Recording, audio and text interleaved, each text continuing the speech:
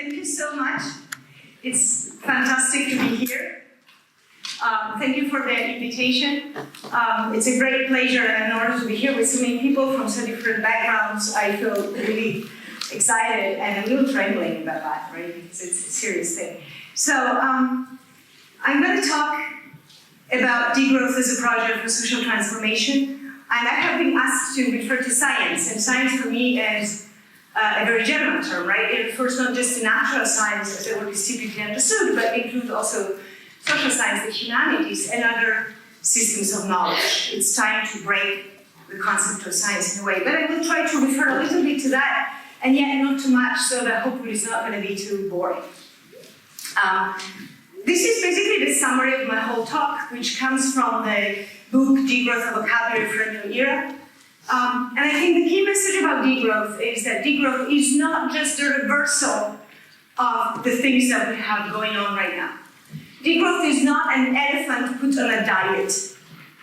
It is a different creature.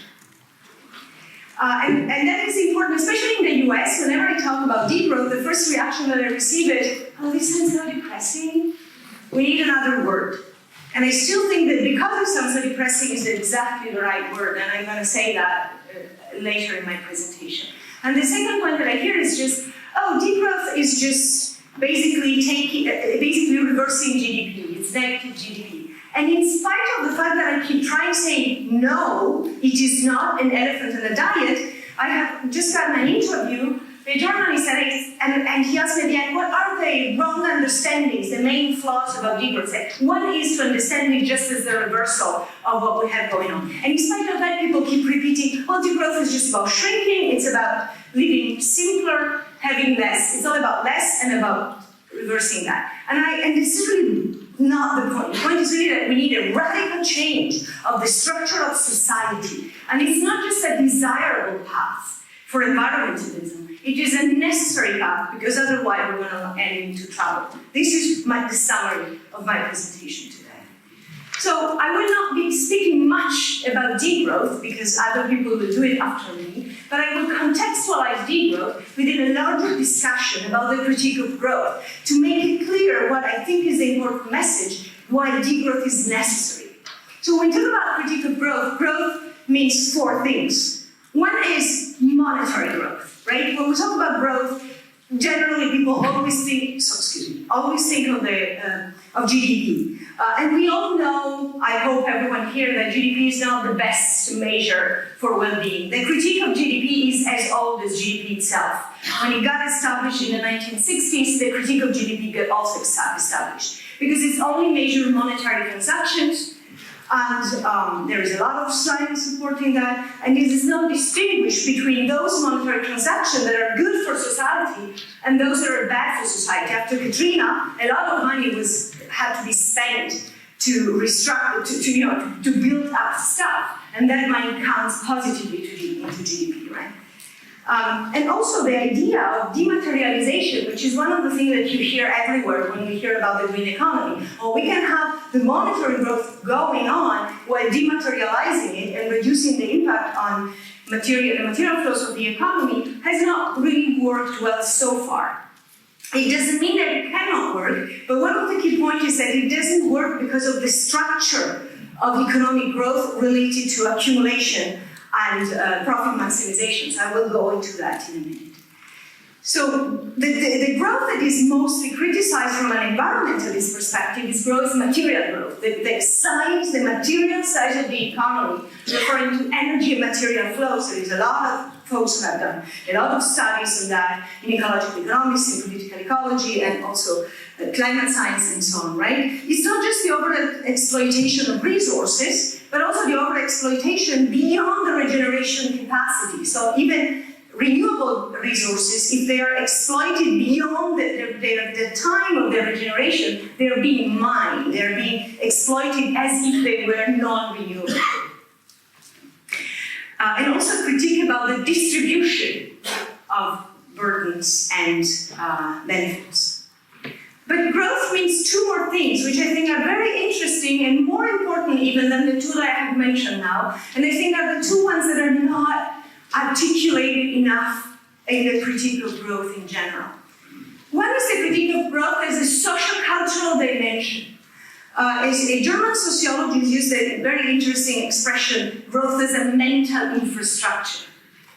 And I think it's a key point, especially since the neoliberal restructuring of societies after the 1970s and 80s, in which growth as a metaphor of constant improvement, of self-enhancement, of winning the competition against others, of intensifying, of being better, of improving your chances on the labor market, and so on, has gotten into the main paradigm in which we all are finding ourselves caught into. So it's not just growth as a measure of more. There is a narrative of growth as a measure of better, which is also within that structure. I'm not saying we should not improve. I'm not saying that better is a bad thing, but there is a kind of addiction to better. I live in the US where this is a daily experience. You invest in yourself, in your wellness, in your fitness, in you being more productive and better productive than others, because this is the horizon of competition in which people live their daily life. And the last one is the one that I want to spend a little more time about, which is growth as a structure of modern capitalistic societies. The fixation on a constant and exponential economic growth as the fundamental pillar for the stabilization of societies.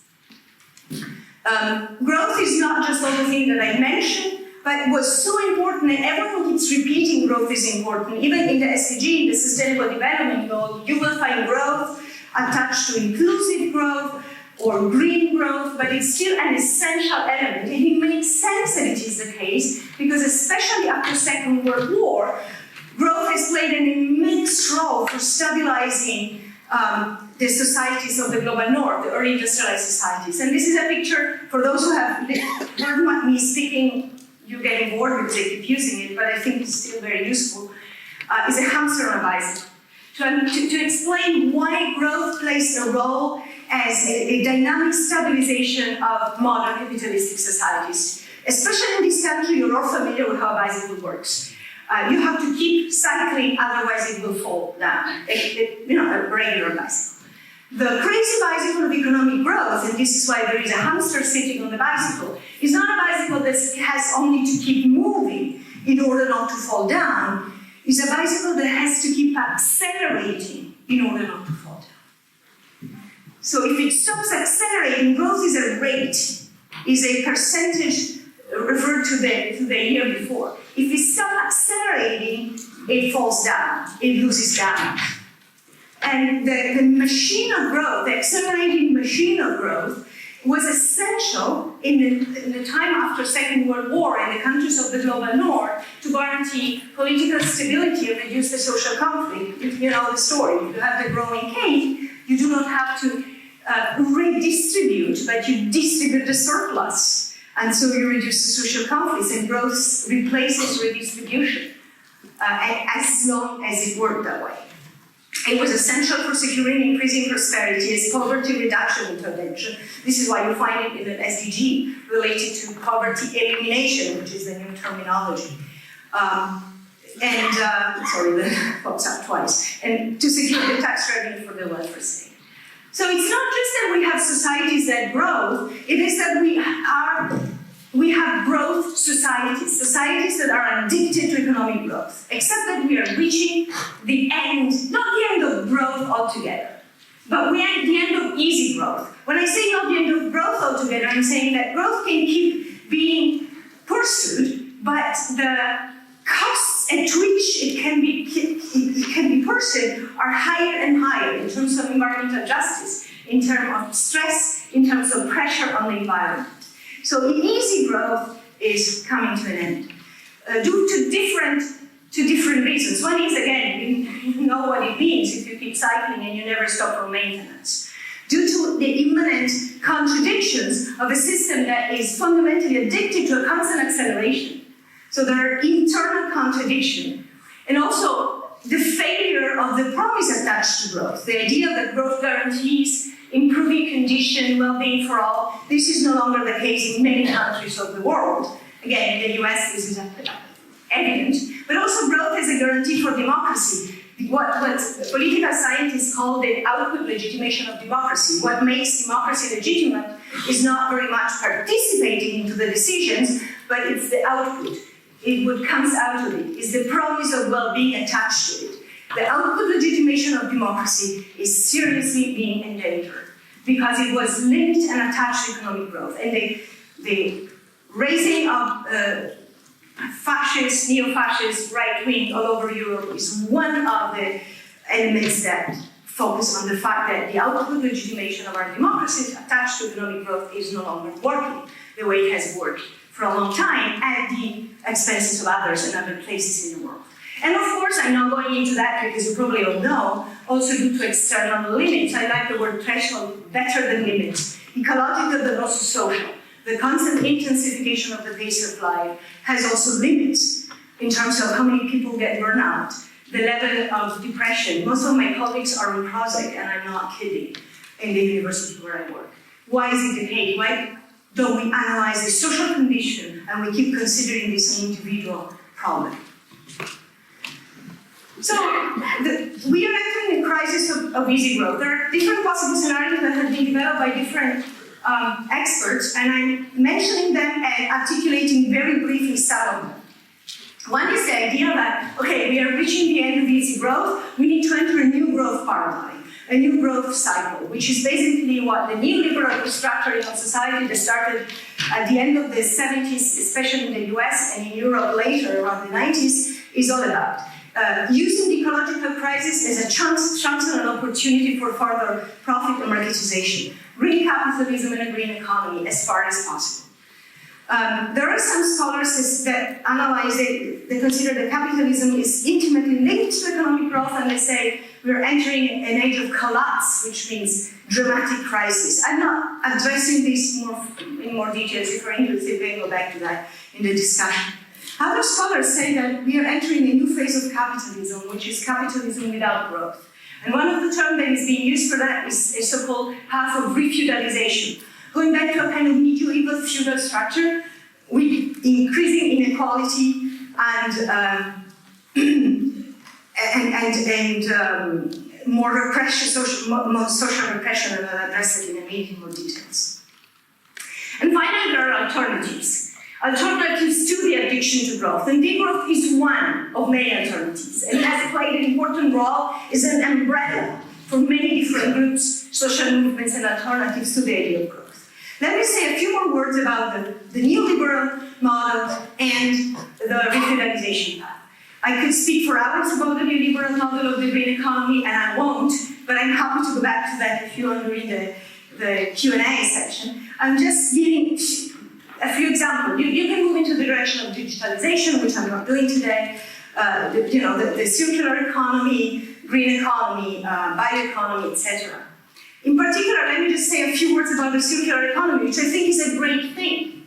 The problem is that the circular economy, under the paradigm of growth, cannot work structurally. It would work under a paradigm of degrowth. It cannot work under the paradigm of growth precisely because if the goal is the constant accumulation of profit, maximization and accumulation of profit, under the metaphor of the hamster on the bicycle, it eats up whatever it gains, because that is the goal. There are different elements and interesting examples that can be brought into the picture. For example, the fact that if you consider the main partners of the circular economy strategy of the EU, one of them is, seriously, Nespresso. The coffee pods? No, because they can be recycled, sure. I'm Italian, I still use one of these old, coffee machines that you kind of use generation after generation for. And yes, of course they can be recycled. But the problem is, where do you draw the line? Where do you do the borders to see how circular that is? And what are you not seeing in terms of how parasitic it is onto other processes, which are not considered because, as the father of ecological economics, Nicola Georgescu said, each economic process doesn't have any natural boundaries. The boundaries are set up from your analytic perspective. So if you set up the boundaries like this, this is circular, isn't that great? Except that in order to regenerate all the factors that are in that circle, other processes have to be used and resources elsewhere, right? But it does not figure in in the calculation. And this is one of the problems. The other big problem is what happens when waste becomes a commodity to make money with. There are different studies that analyze what happens in terms of consumers' behavior. And one of my favorite campaigns is an Apple campaign about waste, which with the Apple logo is called I Waste. Just repeat it for yourself, just for me. I waste. I waste. You can look it up. What does it feel like? I waste, and I'm good and cool because I waste. So, and of course, it's a campaign for recycling. But there's a level in which it seems totally absurd. And there's a danger that if waste becomes a commodity, more waste will be needed because profit is made out of waste. And another risk, as some scholars have pointed out, is that considering the key actors for a change only, and I'm not saying they're not important, but only as the market or as business, and continuing the logical win-win tends to depoliticize the sustainability discourse and to drive our attention away from the actual global environmental justice problems that all these parasitic processes are causing. One of my favorite examples is the hype around electric mobility. I have friends from Bolivia who are scared because one of the largest lithium reservoir is in Bolivia. What does it mean if we are excited about individual electric mobility and we have used all the lithium for batteries? This doesn't figure in that conversation, and we need to consider that as well. The revitalization is about basically the fallen bicycle.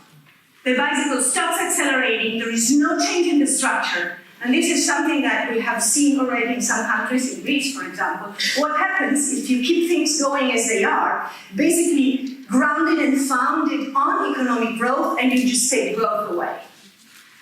The revitalization means really moving into a new, as sociologists call it, regime, capitalistic regime, in which instead of accumulation of capital that is being reinvested productively, you have just accumulation, which means that money is just used for luxury products.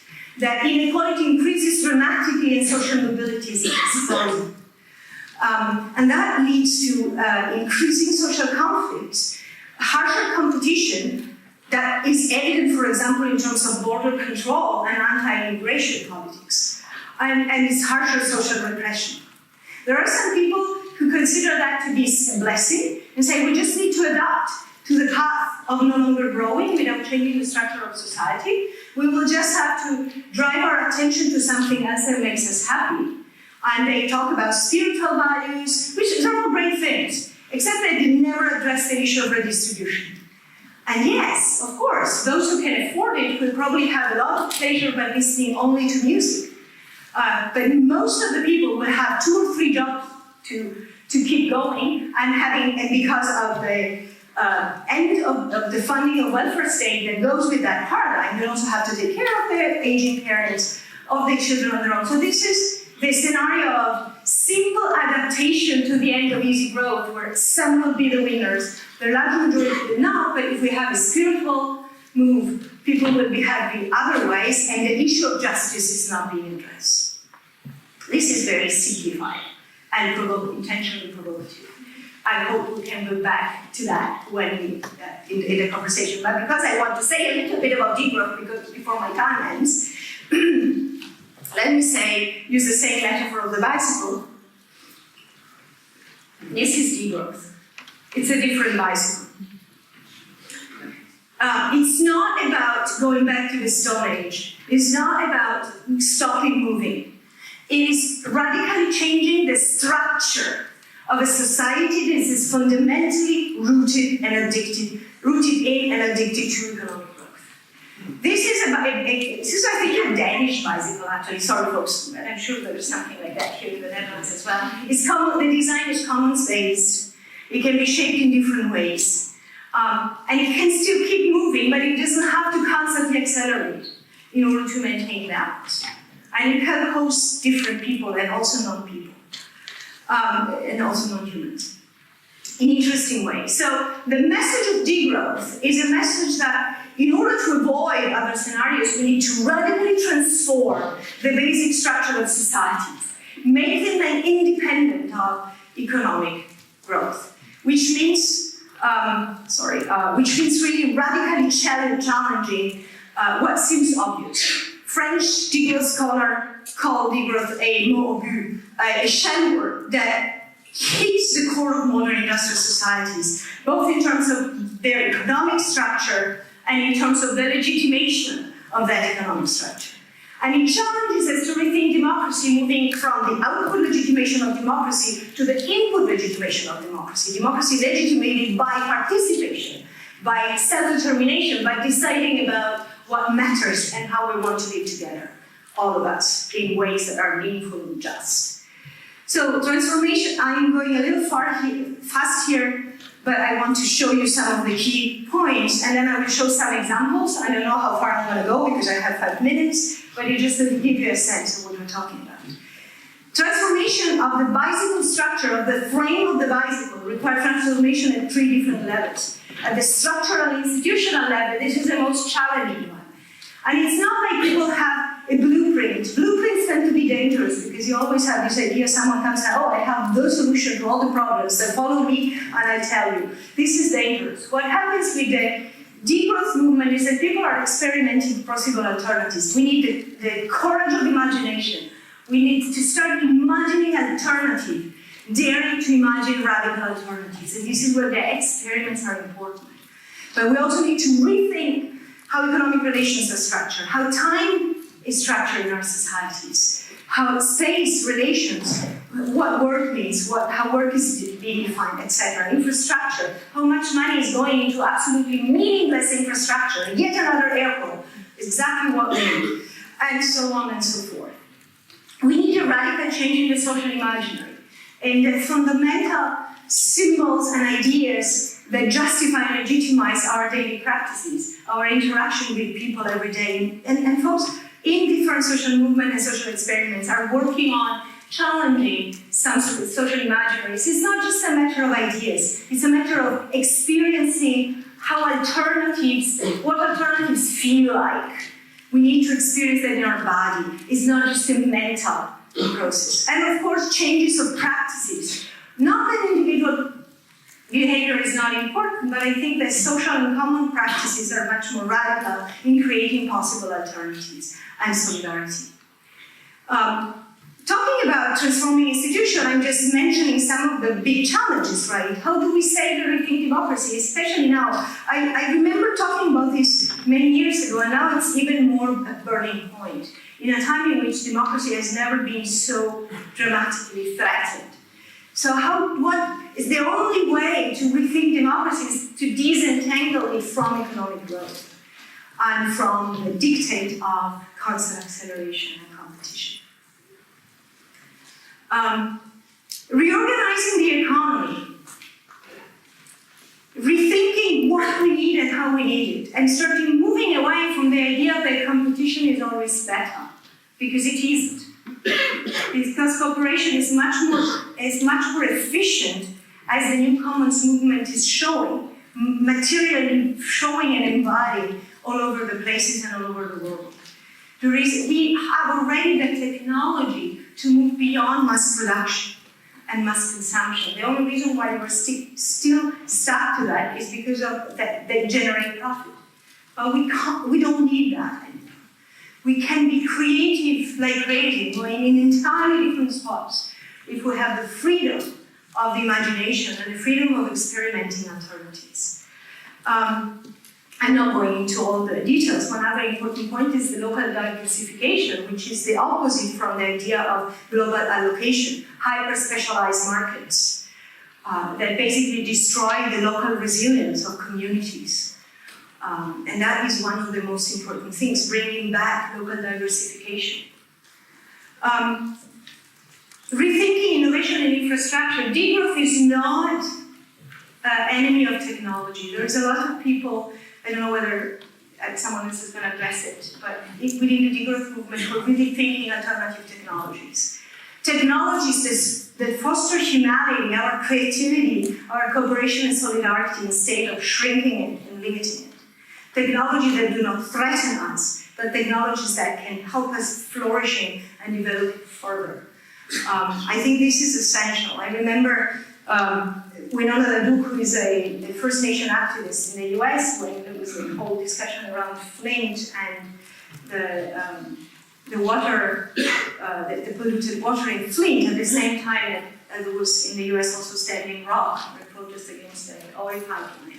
And she said, we have all these fabulous engineers who can plan and design pipes in a wonderful way. Let's them designing the pipes for the water in Flint instead of the pipes for the oil at Standing Rock. And it's a metaphor, right? But this is the point. What do we need that for? And that goes together with rethinking how we organize education and knowledge.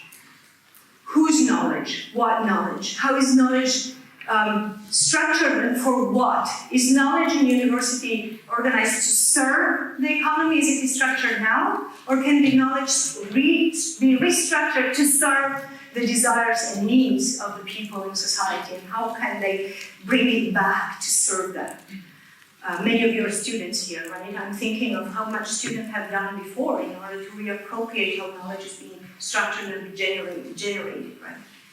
I'm thinking of my students in the US who end their bachelor with debts like crazy, and they have no freedom to decide what to do with their life because they have to make money to pay back their debts.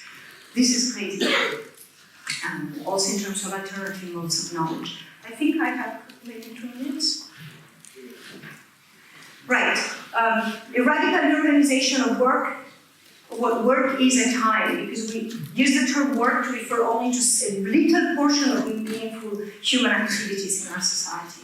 Only what is defined as productive work is paid work.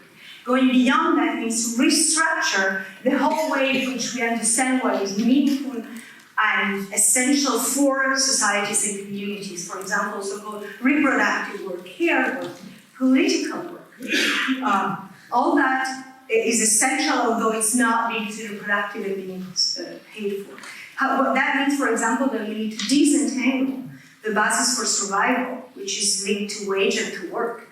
It needs to be disentangled. There are different projects, some of them, especially from France, like the dotation inconditionnelle d'autonomie. I'm not going into details, but this is one of the ideas, which goes beyond the unconditional basic income, because it's not just giving people money, but giving them access to fundamental elements for a dignified human life, which is not centralized, but is left to communities to decide what the ratio is between the basic allowance and the maximum revenues, right? And the last point that I'm making, which is very important to me, is starting to reappropriate desire and imagination, which is being colonized by the neoliberal narrative in which we live. For that, we need spaces and labs where we experiment liberation, because it's about reappropriating desire, liberating desire, it can be a mental path. We need spaces in which we experience and experiment other possibilities, what we actually need and want. And there are a lot of these experiments around. I always think, especially today, June 28th, remembering Stonewall, remembering queer movement, and their fights and struggles, and how successful they have been in challenging the very idea of how desire is defined society. And there is so much that can be learned from the queer movement in terms of a radical challenge, a shifting signification, shifting meanings, embodying alternative ways of living together, rooted in solidarity. I think there is so much that the Degrowth movement can learn, for example, from the queer movement in challenging mainstream occupation of the sphere of desire, emotion, and relation. And finally, I see that already happening, and we will hear more about that in new social movements, in which it is not only about envisioning a future radical change, but it's about embodying the change in the actual relationship between the people committed and active in these social movements. These are niches of resistance in which spaces for autonomy and self-determination are being experimented. And as niches, the point is not to enlarge them, to upgrade or upscale them, The point is really to create these spaces in which that experience is possible and network them. And this happens all over the world. There are so many communities experimenting all over the world, even more in the global south than in the global north. The point is, how can we build alliances, solidarity, and supporting each other for this radical change of the frame of the bicycle. And I'm leaving that here. Thank you so much for listening.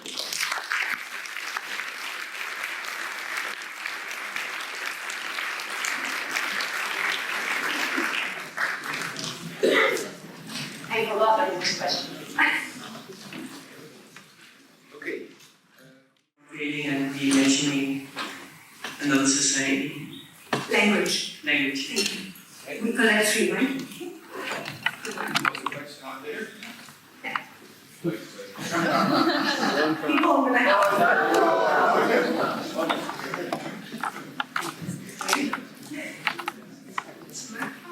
Yeah, yeah. yes, hi. It's nice to meet another colleague from Wageningen because I'm a researcher from Wageningen University as well. I'm working on a big project on global food security, and I wondered how the professor sees that, because at the one hand we're still trying to provide food for a lot of people in the global south. How could they have or take equal part in this discussion?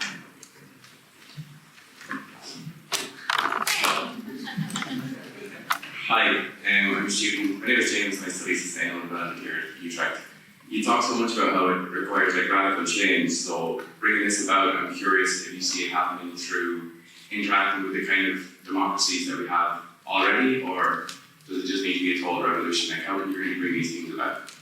Thank you. So thank you so much. I'll try to keep it short. Language is an essential point, and I prefer reference to the queer movement, and one of the big things that the queer movement has done is really to address how we can shift language. Language creates reality, performs and structure reality. So I think this part of that is language. The very word degrowth is interesting for that. I announced that and I didn't address that, while my US colleagues, whenever they hear it, say, it's depressing, we need something positive.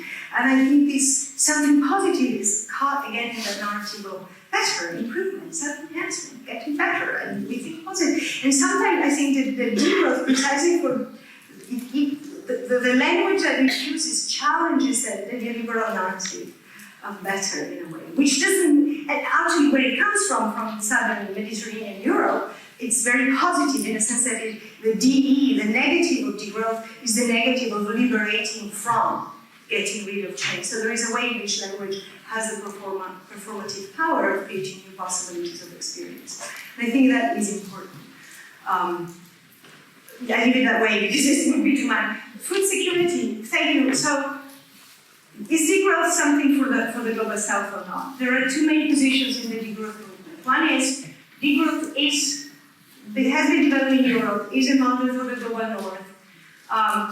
And it is a duty that the global north has to leave space for the global south and for country to reach a minimum level of growth that guarantees the meeting of basic needs. This is one story. The other story that comes through alliances and working together with movements in the global south who say, we don't need your degrowth.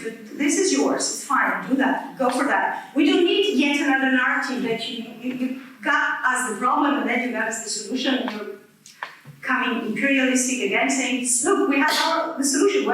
So that we have already our stories. We have well-being, we have radical ecological democracy, we have many other stories, but we can work together because the point is not just growth, but it's the narrative of development. So it's not just that we need to grow following the same path as Europe has followed. We need alternatives to development, that we can develop, we can frame ourselves. And degrowth can be a big ally to stop missionarizing the world in that one big path and narrative of growth and development. And this is why food security is one narrative, but the other narrative that I hear a lot from the movement from the global south is food sovereignty, or even better, livelihood sovereignty, which is the self-determination. And in many situations, letting the self-determination of communities operate as they operate is the best path towards food security. Not everywhere, it's not one solution fits all. But there are situations in which it is important to see how can this be supported without exporting the model of growth. Right, I had a moment. Revolution. Radical means going to the roots. And I think it's important to keep that in mind. The change needs to catch this superficial change. I'm not a big fan of the word revolution if that means what in history we have heard under revolution, because they have never worked. Because in many situations that was an elite changing things, imagining a different possibility and not worrying about the path to get there. And in many cases, you read about the revolution in which, for example, on the path toward the big change, gender relationships are completely skipped and not considered as a problem. And so relations of domination are, within the revolutionary groups, are implemented and pushed forward because before the revolution, nothing can change. We need to wait after the revolution. So if that is the language of revolution, I don't think it's very productive. But if revolution means the radicality of change that we need, then this is another story. And I think that happens to a certain extent incrementally. It happens to alliances across communities through the whole world. And I think the radical change is probably not going to happen in the global north. I think that it's going to happen most in the countries of the global south. And so how that is not, it's not one big change, but it's really about moving away from the idea of one universal path towards a plurality of paths, what some scholars and activists call the pluriverse of alternatives. And moving towards the pluriverse of alternatives as network, I think that is the radical path I'm thinking of. In that sense, not as one, because this one big bang, after that everything will be different, because it is not. And it's not going to be. Thank you. I think we have time for, let's collect 2 questions. Perhaps also, well, We can your choice. listen, but I can probably speak for an Thanks. Hi, my name is Jan. I'm from Delft University of Technology, doing research on circular economy. I was wondering, if you want to bring this to the next level, I think there needs to be some political majority for that, right? And I think it's very abstract, very hard to communicate what that might look like. Also, a lot of the terminology that you used for me is very abstract. I was wondering, what are your suggestions on how to convince more people outside of the sustainability bubble that we're all in to join in on this? Thanks. Perhaps if you can drop to the back, you're a strong guy, yeah, far away. You reach.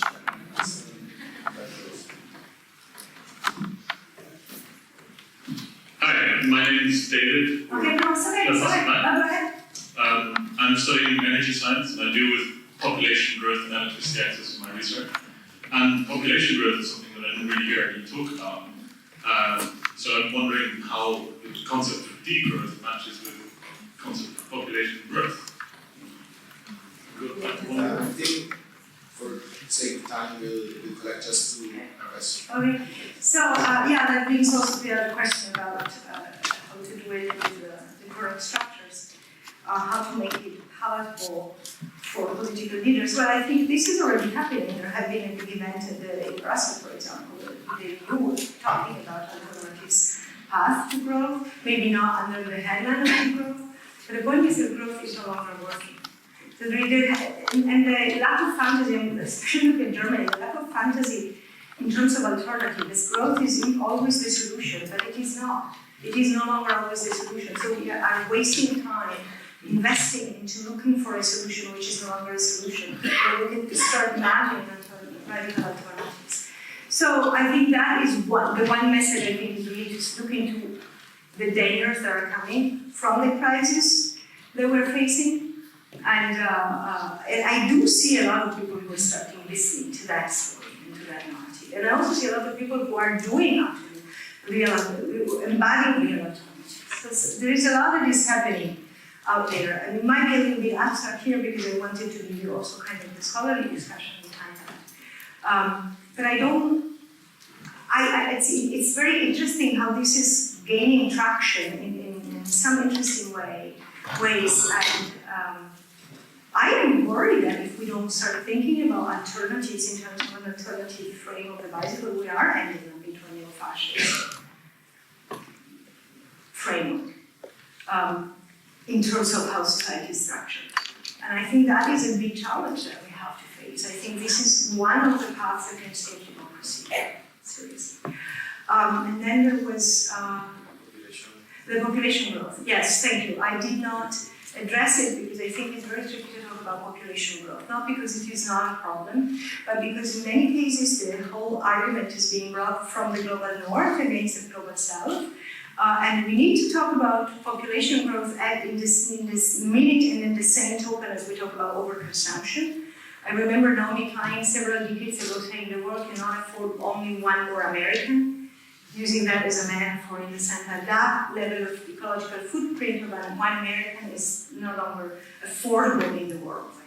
And in many cases, population growth is used as an alternative to discuss that. The other longer answer, which I don't have time to give here, is that I would like to discuss about population growth while also analyzing the history of population growth and why population growth was important, going back to the origin of the European national states and colonialism. Because in many cases, this is just addressed in terms of individual responsibilities. But we need to start asking why population growth has been pushed and is keep being pushed right now. We have the whole discussion about anti-immigration and the narrative that goes hand in hand with anti-immigration is anti-abortion narrative. They fit very well together because it's a narrative of population growth within the borders. We need to grow, we don't want them. In the US especially, this is kind of the same kind of area where it comes from. So when talking about population growth, I would like to talk about all these different layers and levels about how, for example, the autonomy of women's bodies and their self-determination is being in the world radically diminished through massive interventions. And all that is part of the story about population growth, instead of just accusing countries of not considering that and just having growing population. Self-determination is again one of the answers to that narrative. Not because it's not important, but the way in which it's being discussed again in a colonialist framework. So I think that it would be important to go back to that and do that type of analysis. I wish someone would do a Foucauldian analysis of the whole history of population growth in Europe, for example. That would be a very interesting complement to the impact of population growth. Okay, so we close this Q&A and thank Barbara again for